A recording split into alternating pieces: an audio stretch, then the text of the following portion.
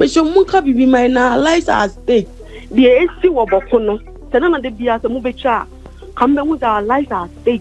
Ye nya bibi anto because o my instructor mo yue no say we no man to onhia my the sense say o mo police officer e beta je na yem poison ye. And your flag you now won crack 12 years, 13 years, 14 years.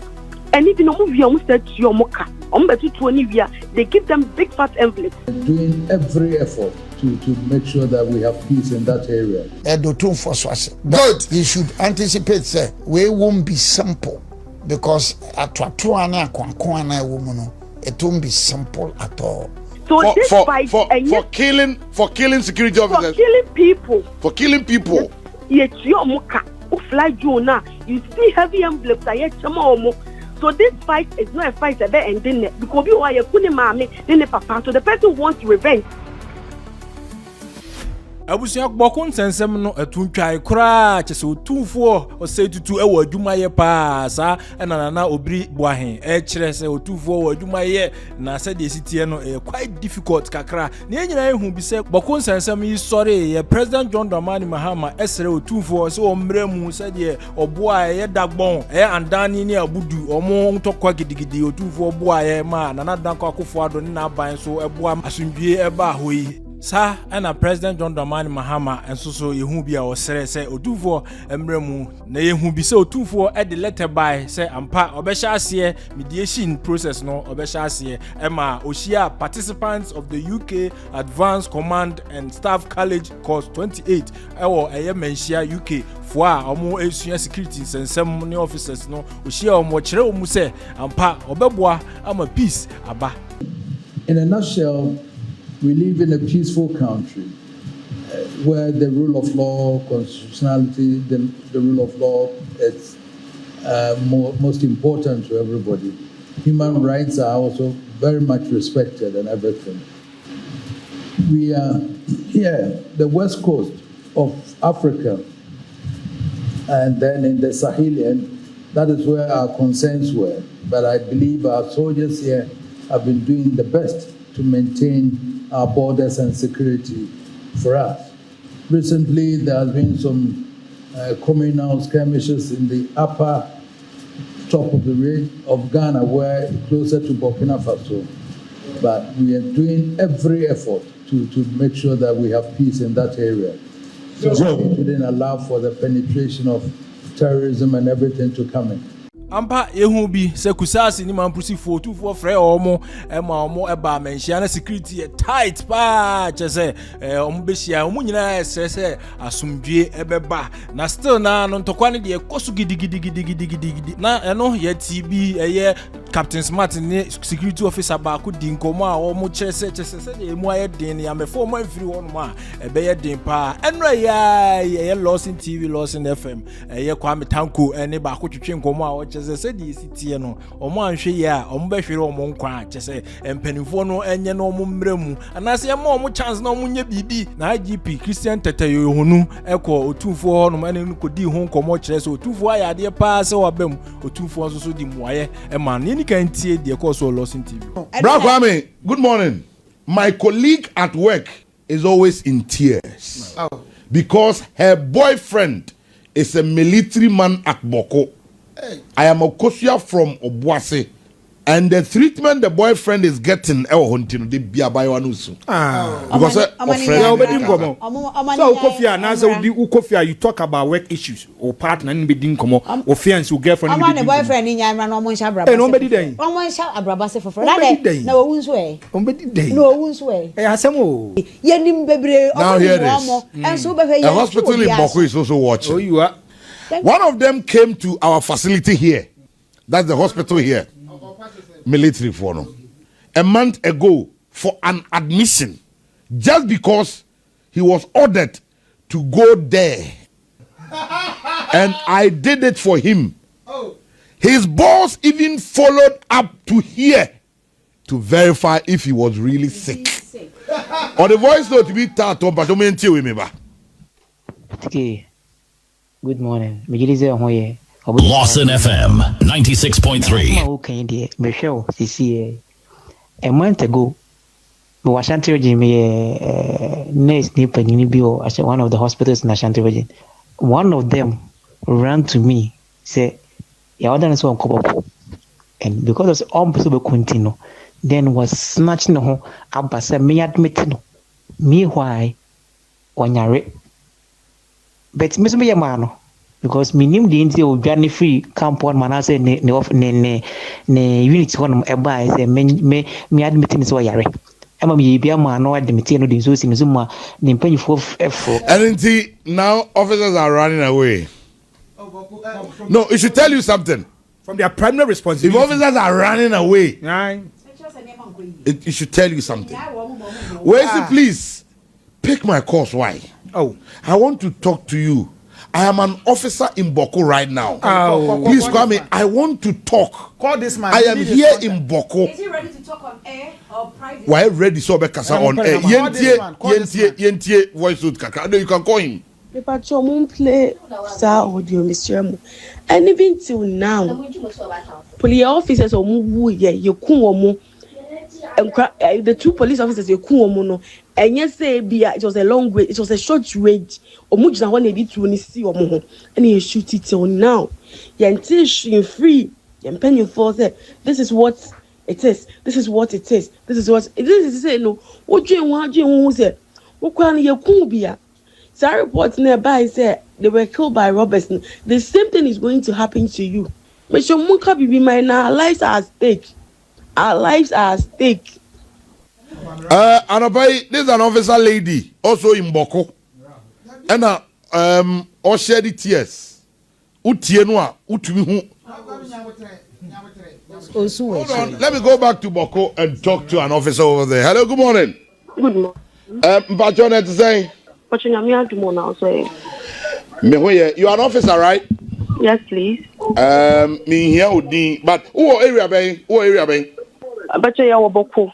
Bawku specifically area bay now. Inside, inside Bawku town. I'm Bawku town. Am I exaggerating this morning concerning more plight? You are not exaggeration. But your issue no crown. Some more hobia. The bad TV no. It's not what is now happening there. The issue of Bawku no. The Bia some move come back with our lives at stake. Yes, you will see now almost 1 week. Now officers now the journey. The original commander, the journey, ba na ye man ya noa. Ye nya bibi anto because o my instructor mo yire no say we no man ton hia my the sense say o mo police officer e beta je na ye poison ye.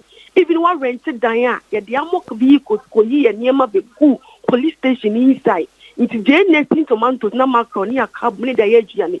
Na the whole personnel in Bawku no police officers na nyina ye di. What them ma wo hwane ya frɛ say ye before because one ya me fa your life is at stake. The see wo Bawku no areho.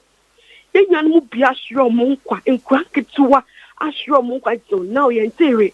Our officers are trying ye mpanyifo no if semeka so mo try na me boa. They are really trying for us. And yet, military people, although a police, military, immigrant, everybody is at stake. Everybody's life is at stake right now. And this fight is not an ordinary fight. This thing is a generational fight because some now fly drone now and crowd fly drone now. So obvious. But my dear, can't you act as military officers? What's happening? Your mom order Biana. You give your mom order. Your mouth, kwaya untimi fa wo pemu nya adwuma no. You work wo pay and a bema order. No why ye adwuma no. To say openyi ma order, you can't do it. Untimi fa wo pemu nya.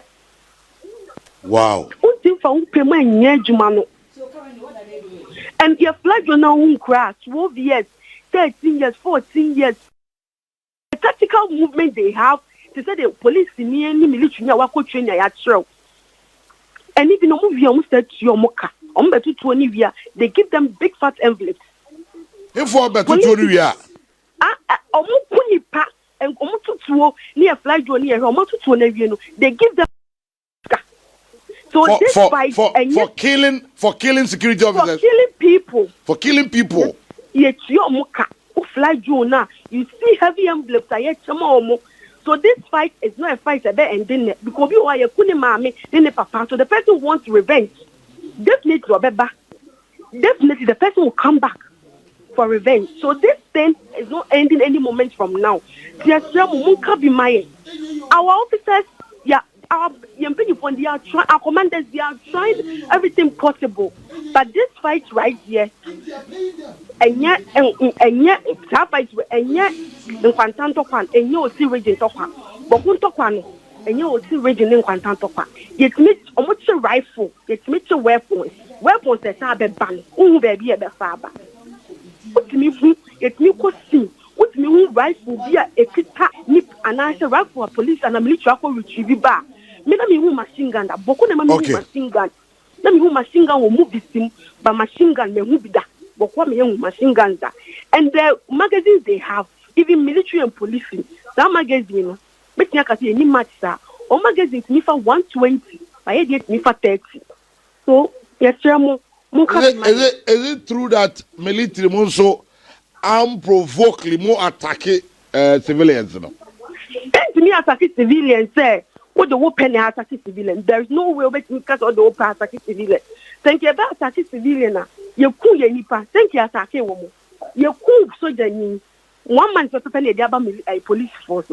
You say here about attack here. We would have done that long time ago. By a massive a man the Katayan. Yes, someone can be my. Because this situation here is getting out of hand. Okay, dear. Mate, me da say no pay why. Enti IGP Yohunu eko Otumfour ho echeche no se de omo bom homodin wo Kumase momo vendors ayekun omo a omo boase ebechi omo edi sa adwuma no ne ensem bebre a ekoso wo Kumase a omo bom homodin se omo beboa ma Asanteban efa ne ntomapa efra ne no ena Otumfour etu omofo etu IGP so fo se onhwe se obe treaty ne nkofo yie ni police officers ni nyina obe treaty omo yie na se de be ya omo nyina be ya adwuma asumdwe mu nano ana IGP Yohunu ede Bawku sensem ebetu mu. So recently I visited Bawku when our men were seriously attacked. There was a threat of small serious attack on their lives. When I got to Bolga, the whole place was refilled. Everywhere was painful. All our personnel where they were staying were all set on fire. And so that made me to rush to work. When I got to Bolga, the intelligence I had is that it would be difficult for me to enter. And I said, my men are already trapped there. So how can I end my journey in Bolga? What am I coming to tell my other colleagues in general? So I persevered with my team, and then we went. And we were able to talk to the Bawku number that he should also talk to his people to get peace today. Because we as security officers, in the course of doing our work, we may go wrong somewhere. And they should forgive us for what happened, so that we can continue to work together to ensure that peace comes to the general. They accepted it. I also spoke to the youth. While we're doing that, we're also hearing your preparation to come to our aid. And then just when I left there, then I also saw your quick effort. You were there when you already set a date, that on so and so date, you will start working. We are so grateful when we heard of your plan to help resolve the problem in Bawku. That brought a lot of relief to us. And so we want to say thank you very much, because the security personnel, military police and all other securities, they are very happy for your intervention. But what we want to tell you as you start is that the normal policing duties have been withdrawn. It's only the operational teams that are there, because they appear vulnerable that they could be attacked at their various homes. So we ask that all those with families, they go back to other regions to be deployed, so that we make Bawku an operational ground. And that is what we have been doing to grab the military till now. So we want to give you just a small background about the way we are operating in Bawku. One particular area is Biduri, which is we are working together with national security so that we can look at the best way to reduce the hotness about Biduri. I say thank you so much for coming in the time when it is very difficult for us. We working there as security officers, things are very difficult for us. And we have accepted the president's plea to you to come in and do what you did before and what you and your team did for the people of Gabon. So we are very proud when we heard that we decided to step in so that not only the people of Bawku will say, but we, the security personnel who are also working there, can also become safe.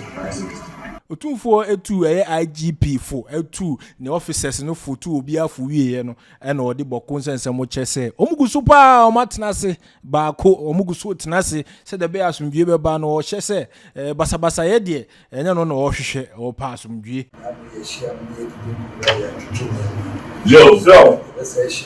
yo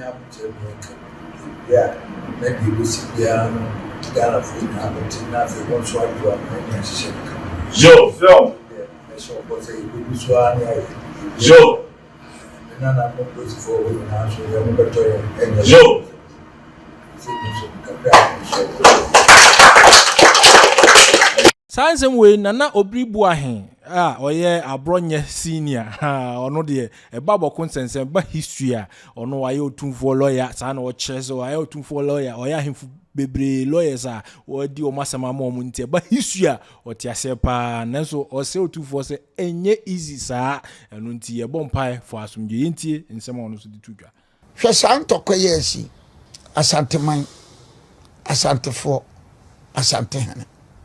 Now, I am there, sir, once again. Nana Akufo-Addo na started our initiative. Now, President Mahama so abeto waso.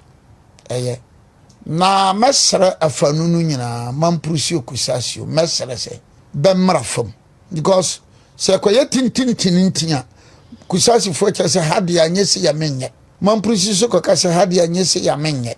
We can't make any breakthrough. Ese bia agono ho wahu bia banimu kakra ogono ho obanimu kakra na chese yete na se kwese mi gina ha wanti ase amame amenti ase misu mi gina ha wanti ase amame amenti ase ebeye dene because the mampusi kusasi issue no anya simple to say abudu andani issue no the abudu andani issue no eya busua baako eya konya yerutiti abudu ema andani beba abudu amba andani beba for almost about 300 years. Oh, for almost about 300 years. But then the Kusasi one starting from 1721 1721 the first Bawku Naba who was a Mampusi to almost 1959 1958 yes 1721 the first Bawku Naba. Wow. 1721 the first Bawku Naba. What to 1958 or 1959 for akunta for pen for paper ni your calculation. So for 1721 no Bawku Naba bia so awia osanko shawo na leirungu na yiri ho. But then the history will tell you say assassin party assassination you could start for there. The Omadiano, yo. Then from 1958, 59, no bano enough problems, no bano. Then eventually you come across PNDC lobby, I think 75 or 85. Whether 75 or 85. Rollins pass here. Yes, I court to be anyhow. Then you come to 205. Yeah, 205. One case because Supreme Court. Then Mama Yarga represented the Kusasis. And Oma and I think it was Philip Addison who represented the Mamprisis. I don't know, I can't. Now I'm going to file a notice of discontinuance. Then the Supreme Court today is okay. What file discontinuance, you rule on it. What discontinue? With that liberty to apply. With that liberty to apply. Without liberty to apply. Of course, court to make my yes, sir. That is around 205. And then the MPP 2020 LI 2409 Emma Bokunaba Omukreti Kusau Traditional Council. Kusau Traditional Council. So the LI 2409 said, so ko ura boko dia. Now pe Bokunaba dia. Ayokusasi Abudrago Bokunaba.